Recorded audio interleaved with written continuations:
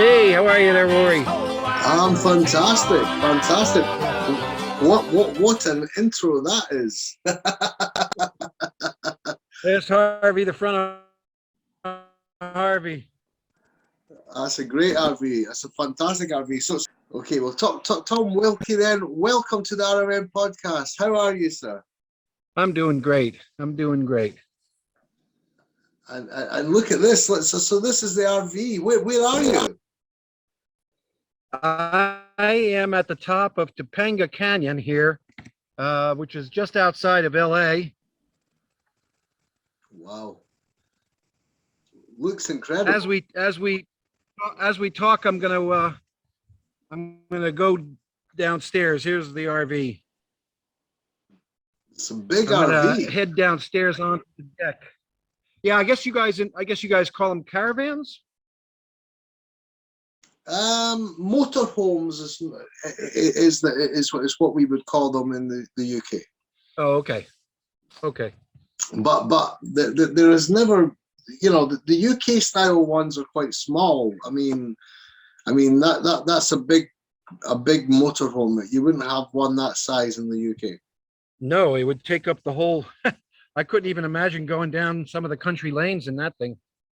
I got to tell you, coming up here to Topanga Canyon was no picnic. The roads here are quite narrow as well. Yeah, But I'll give you one last look here off the deck.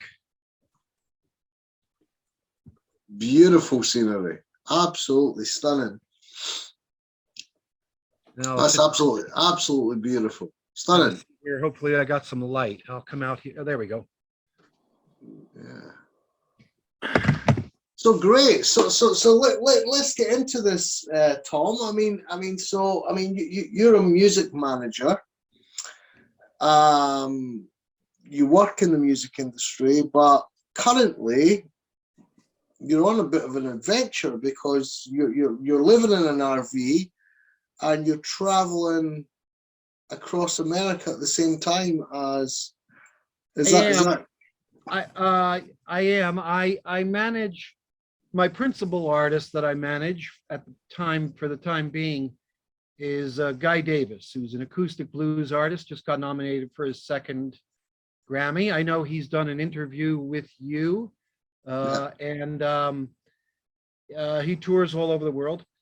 One of the beauties of my job, regardless of the current status of the world with COVID, one of the beauties I've always told people is that I could work from anywhere. I could literally work in Antarctica as long as I have an electronic connection to the world.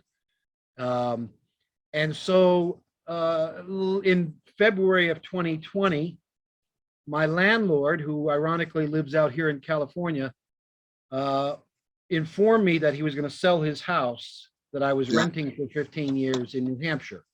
New Hampshire, for your listeners, is in New England, outside Boston, in the northeast part of the United States.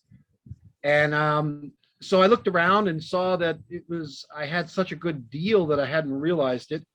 And renting another place, it was much more expensive than I had anticipated. And I decided to do every man's dream and buy an RV and hit the road. And so that's the I short mean, version of the story. And so in COVID came along and it delayed selling the house, but it was actually, in some ways, it was actually a blessing for me because I didn't have any work to concentrate on. So I could concentrate on moving and buying an RV and doing all that. And so I hit the road in early June of this year, 2020, of 2020.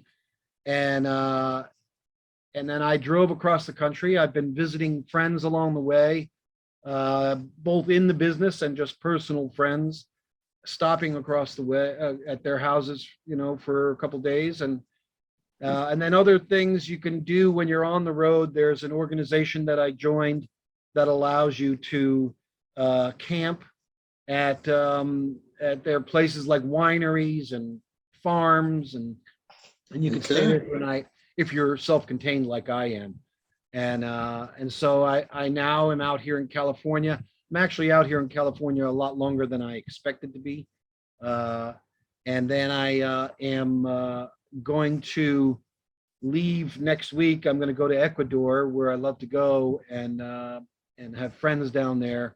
I'm going to stay there for a month, and then when I get back in early March, I will hit the road and head east from California along the south part of the country while it's still the latter part of winter.